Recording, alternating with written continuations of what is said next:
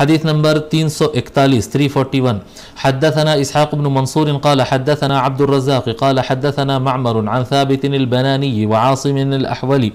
अन अनस इब्न मालिक रज़ियल्लाहु अन्हु अन्न रजुलन खय्यातन दआ रसूलल्लाहि सल्लल्लाहु अलैहि व आलिहि वसल्लम फ़क़र्रब लहु सरीदन अला दुब्बा। हज़रत अनस बिन मालिक रज़ियल्लाहु तआला रिवायत फरमाते हैं कि रसूल अकरम सल्लल्लाहु अलैहि वसल्लम को एक टेलर ने दावत दी। खैयात कहते हैं टेलर को। एक टेलर आदमी ने दावत दी रसूल अकरम सल्लल्लाहु अलैहि वसल्लम को।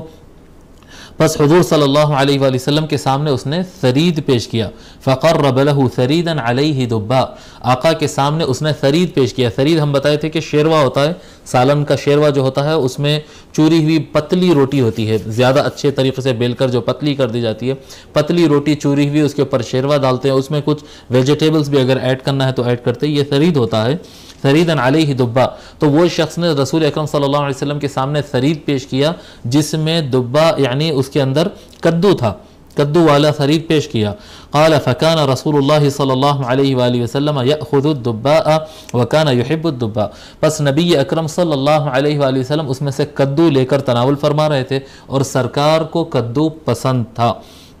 अब इसके अंदर एक बात मुझे ये भी समझ में आती है, यानी ये जो कद्दू से मुताल्लिक़ अहादीस शरीफा है उनको पढ़ने से एक अंदाज़ा ये भी होता है कि एक तो सरकार को पसंद रहा होगा कद्दू,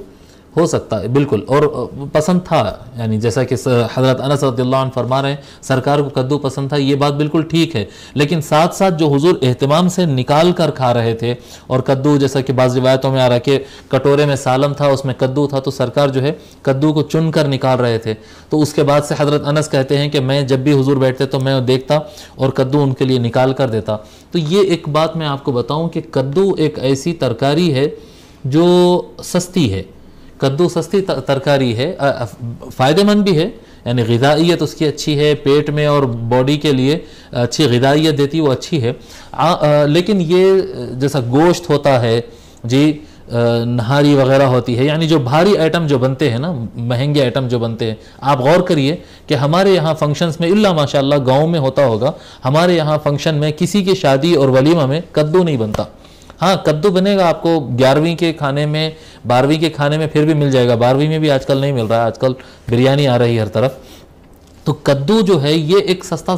सालन, सस्ता खाना तस्वुर किया जाता, इसीलिए लोग जो है अपने घर के फंक्शनों में नहीं रखते, शादी में, वलीमा में, सांचक में, एनिवर्सरी में, इसमें कद्दू का सालन बनाएंगे नहीं। क्यों? कद्दू सस्ती चीज़ है, सस्ती चीज़ है। अब ये जो टेलर दावत दिया है, टेलर बोलने से, यानी एक आदमी ने दावत दिया है काफ़ी होता था, लेकिन टेलर कहा गया, टेलर की यानी कम आमदनी वाला आदमी है, छोटा मोटा कारोबार, कोई बिजनेस करने वाला बड़ा ताजिर आदमी नहीं है, बल्कि एक मेहनत मजदूरी करने, कपड़ा काट के सीने वाला आदमी है, थोड़ी बहुत मजदूरी पे गुजारा करने वाला। तो अगर कोई गरीब के घर को आका सल्लल्लाहु अलैहि वसल्लम तशरीफ़ ले गए और उसके पास कोई मुर्गे मुसल्लम और बड़े बड़े टांग और परिंदे और ये सब कुछ जो बने हुए नहीं है, तो उसको एक फीलिंग रहती है कि मैं हुज़ूर सल्लल्लाहु अलैहि वसल्लम के सामने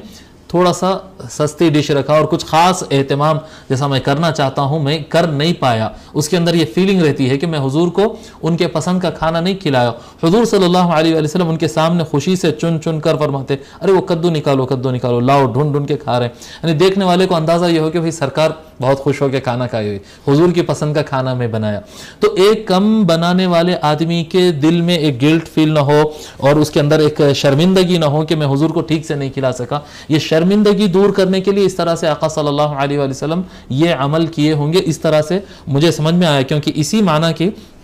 बहुत सारे अहादीस इस किताब में भी, शमाइल में भी और तिरमिज़ी शरीफ में भी और दीगर किताबों में मैं पढ़ा हूँ। पूरों को ओवरऑल सामने रखने के बाद मैं इस नतीजे पर पहुँचा कि सरकार को पसंद तो था होगा, लेकिन ये एहतमाम जो कर रहे थे चुन चुन के निकालने का, ये उसको खुश करने के लिए, ताकि वो उसको एक सेटिस्फैक्शन हो जाए कि मैं हुजूर को वो खाना पेश किया जो सरकार को पसंद था और सरकार जो है एहतमाम से और खुशी से खाए जी। वरना आका सल्लल्लाहु अलैहि वसल्लम को और भी खाने पसंद थे, लेकिन इस तरह से तलाश करके निकाले और ढूंढ कर निकाले और लिए जी, और लोग एहतमाम कर करके सरकार को डाल रहे थे, ऐसा मैसेज दूसरी तरफ नहीं मिलता है। तो ये क्या था, एक गरीब टेलर को खुश करने के लिए भी आका सल्लल्लाहु अलैहि वसल्लम ने इस तरह से अमल किया है।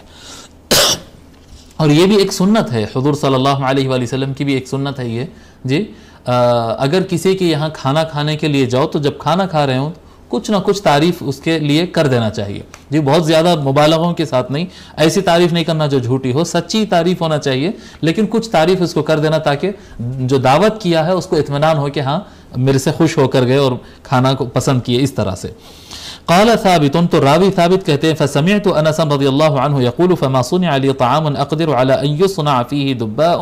दुब्बाउ इल्ला सुनिअ। हज़रत साबित कहते हैं, मैं उसके बाद अनस रज़ियल्लाहु तआला अन्हु को सुना, वो फरमा रहे थे कि उसके बाद से, यानी ये मंज़र देखने के बाद से मेरा तरीक़ा ये था कि जब कभी मेरे लिए खाना पकता है तो मेरी नीयत ये थी अगर इसमें कद्दू ऐड हो सकता है सालन के अंदर तो मैं ज़रूर ऐड करवा देता, यानी हर सालन के अंदर जहाँ तक हो सकता है मुझे ये पसंद था कि कद्दू ज़रूर शामिल रहे, क्योंकि सरकार को कद्दू पसंद था। ये इश्क की एक किस्म है और मोहब्बत का ये तकाज़ा है ये जी